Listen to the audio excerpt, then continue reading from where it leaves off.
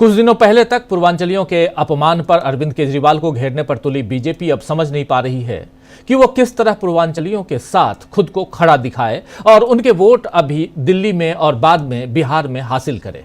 दरअसल बीजेपी प्रवक्ता शहजाद पूनावाला ने बिहार में मैथिल ब्राह्मणों पर एक ऐसी भद्दी टिप्पणी की कि अब बीजेपी के कई नेता उनसे नाराज हैं और यहां तक कि जेडीयू ने भी उन पर कार्रवाई की मांग कर दी है। वहीं आम आदमी पार्टी तो बीजेपी पर पहले से हमलावर है ही।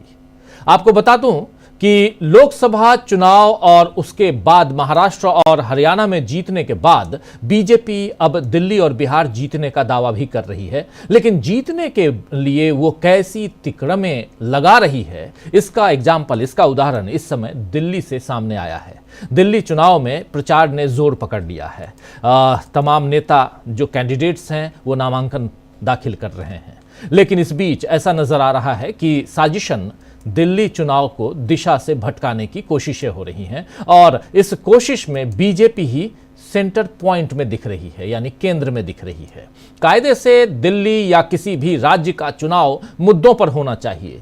रोजी रोटी, सुरक्षा, उच्च जीवन स्तर, बुनियादी ढांचा, बिजली, पानी, सड़क, महंगाई, शिक्षा, स्वास्थ्य, ढेरों ऐसी चीजें हैं जिन पर काम करने के दावे और वादे करके नेता चुनाव लड़ सकते हैं। लेकिन आप गौर कीजिए कि बीजेपी नेताओं की बातों पर तो ऐसा लग रहा है कि सभी नरेंद्र मोदी के नक्शे कदमों पर चल रहे हैं।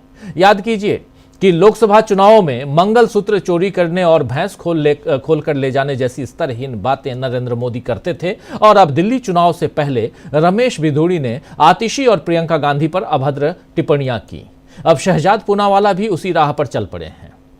बीजेपी के राष्ट्रीय प्रवक्ता शहजाद पूनावाला पर आरोप है कि उन्होंने एक टीवी बहस के दौरान अपने सहभागी आम आदमी पार्टी के प्रवक्ता ऋतुराज झा पर उपनाम को लेकर, सरनेम को लेकर कथित आपत्तिजनक टिप्पणी की।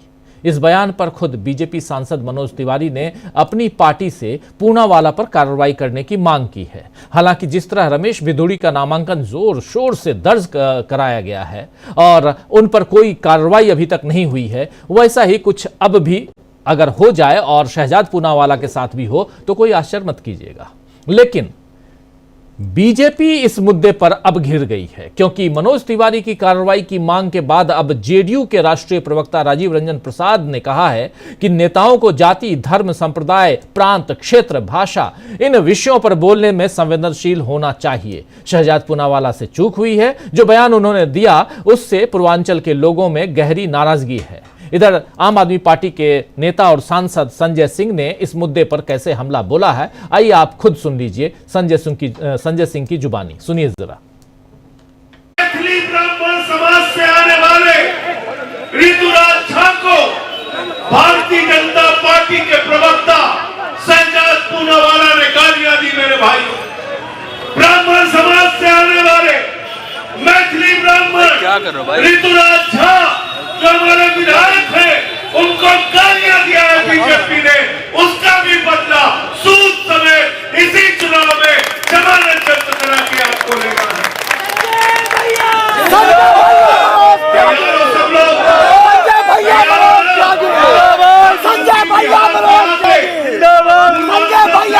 रहे हो यार, क्या कर रहे हो? मैं बता रहा हूँ 40 साल हमने दिल्ली में लगाया, दिल्ली को बनाया, क्या कर रहे हो यार? अपने श्रम से, अपने खून पसीने से।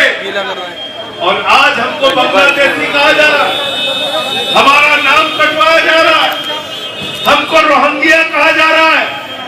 हम अपने ही देश में बांग्लादेशी हो गए, रोहिंग्या हो गए, घुसपैठिया हो गए।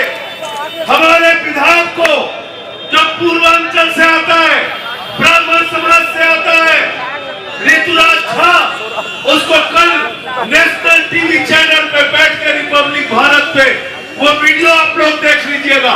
गालियां देने का काम बीजेपी के प्रवक्ता शहजाद पूनावाला ने किया। आपकी जिम्मेदारी है इनकी जमानत जब्त करा के इनको तो शहजाद पूनावाला की टिप्पणी पर तो बीजेपी की मुश्किलें दिल्ली ही नहीं बल्कि आने वाले समय में जब बिहार में चुनाव होगा तो वहां भी बढ़ सकती है। इधर जिस तरह से चुनाव आयोग पर कल राहुल गांधी ने हमला बोला था और उसके बाद दिल्ली जिला निर्वाचन अधिकारी की तरफ से बीजेपी की पोस्ट को रिपोस्ट किया गया है, उस पर आम आदमी पार्टी ने सवाल उठाए हैं। उसमें भी बीजेपी और चुनाव आयोग घिर गए हैं। पहले सुन लेते हैं कि राहुल गांधी ने आखिर कहा क्या था, पहले उसको सुनिए। I said clearly there is something wrong that has happened in the Maharashtra election. We are not comfortable with the way the election commission is holding election. Almost 1 crore new voters who have suddenly appeared between Lok Sabha and Vidhan Sabha in Maharashtra is problematic. And I put a challenge in front of the election commission. And I said clearly to the election commission that it is your duty to make the voter list transparent to the opposition.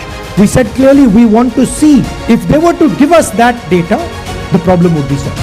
Because we would know for sure whether there is a problem in Maharashtra or not. But I would like to state to this meeting that the election commission has refused to give us that information. Now I want to ask you, why would the election commission refuse to give us voter lists of the Maharashtra election? What purpose is served by not giving us and the rest of the opposition the voter list? Why will it damage the election commission to give us this list? And why are they not giving us this list? It is the duty of the election commission to provide transparency in elections. If there is a 1 crore increase in voters between Maharashtra, Lok Sabha and Vidhan Sabha, it is the duty and the sacred responsibility, and we might find it very difficult to accept this because we are the people who have put in place the election. And this is something every congressman and every opposition person has to keep in mind. There is a serious problem with our election. And it is the duty of the election commission to come clean, to give us the data we are. तो सुन रहे थे आप यहां राहुल गांधी को साफ साफ election commission के ऊपर हमला बोलते हुए। कल जब वो भाषण दे रहे थे वहां उन्होंने ये बातें कही थी। वहीं आम आदमी पार्टी के नेता सांसद संजय सिंह को भी आप सुन रहे थे। संजय सिंह ने एक पोस्ट लिखकर बीजेपी और चुनाव आयोग दोनों के गठजोड़ पर सवाल उठाए हैं। संजय सिंह लिख रहे हैं कि भारत के इतिहास में पहली बार नई दिल्ली के इलेक्शन ऑफिसर ने चोरी चोरी चुपके बीजेपी के ट्वीट को रिट्वीट करने चालू किए। अब नई दिल्ली विधानसभा के जिला निर्वाचन अधिकारी कह रहे हैं जब प्यार किया तो डरना क्या। जिला निर्वाचन अधिकारी ने अब बीजेपी ज्वाइन करके खुलेआम प्रचार करने का निर्णय लिया। कल सुबह 11 बजे जिला निर्वाचन अधिकारी बीजेपी कार्यालय में औपचारिक तौर पर बीजेपी में शामिल होंगे। ये बात यहां पर लिख रहे हैं संजय सिंह। चुनाव आयोग में दोस्तों इस पर सफाई आई है और चुनाव आयोग से सफाई आई है और कहा है कि इस पोस्ट को अनजाने में रिपोस्ट किया गया है। लेकिन इससे सवाल उठने बंद नहीं हो सकते हैं दोस्तों, इसलिए क्योंकि अगर चुनाव आयोग के अधिकारी एक बीजेपी के पोस्ट को, देखिए ये पोस्ट है बीजेपी के पोस्ट को चुनाव अधिकारी डिस्ट्रिक्ट अधिकारी जो है DEO NDD ये अगर रिपोस्ट करे स्टेट प्रेसिडेंट, ये देखिए श्री ये, तो आप क्या समझेंगे? ये साफ साफ समझ में आता है कि कहीं ना कहीं गड़बड़ है, चुनाव आयोग मिला हुआ है और ये साफ दिखाई दे रहा है। एक तरफ अब शब्दों का इस्तेमाल, अभद्र टिप्पणियों से विपक्षियों को निशाना बनाना और दूसरी तरफ चुनाव आयोग का इस्तेमाल अपने प्रचार के लिए करना, ये सारी बातें बताती हैं कि दिल्ली चुनाव को भटकाने की कोशिशें हो रही हैं और ये काम बीजेपी कर रही है, बीजेपी के नेता कर रहे हैं और उसका साथ चुनाव आयोग दे रहा है। ये भी दिख रहा है चुनाव आयोग निष्पक्ष चुनाव करवाने का दावा करता है, लेकिन हकीकत कुछ और ही दिख रही है। तो आइए दोस्तों आज चर्चा करेंगे कि क्या बीजेपी लोकतंत्र को गुमराह करके सत्ता पर बैठना चाहती है?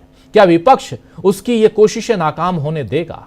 चुनाव से पहले कैसे बिगड़ गए हैं बीजेपी नेताओं के बोल, लेकिन उस पर कोई कार्रवाई नहीं हो रही है और कैसे रची जा रही है चुनाव से पहले साजिशें,